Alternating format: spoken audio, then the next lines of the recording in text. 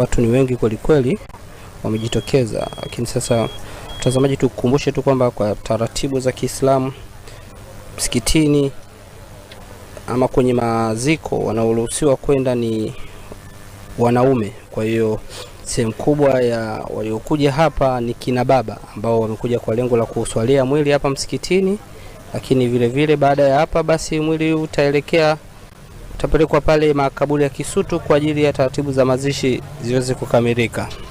Na hilo unaona ndio jeneza hapo kwa taratibu za dini ya Kiislamu kama inavyohitajika. Ndicho ambacho kinaendelea hapa msikitini.